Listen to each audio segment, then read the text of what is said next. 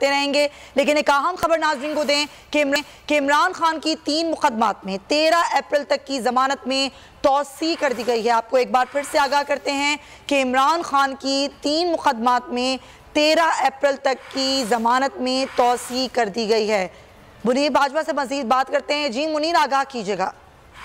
जी हाँ, बिल्कुल। लाहौर की इंसदाद दहशतगर्दी अदालत की एडमिन जज अबहर गुल खान ने इमरान खान के 3 मुकदमात में अबूरी जमानत में 13 अप्रैल तक तौसी कर दी है। और ये समाअत बंद कमरे में अदालत ने की और इस बंद कमरे में JIT के सरबराह और इमरान खान के वकला और इमरान खान और फाजिल जज मौजूद थी।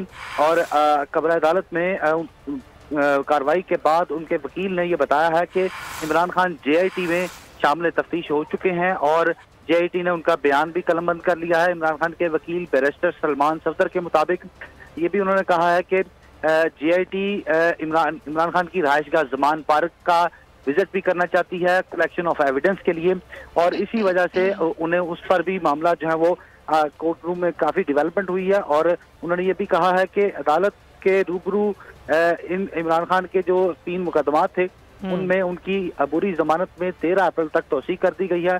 ये तमाम कार्रवाई बंद कमरे में की गई और इस हवाले से इमरान खान के वकील ने ये बताया है कि इमरान खान की 3 मुकदमात में बुरी जमानत में तौसी की गई है।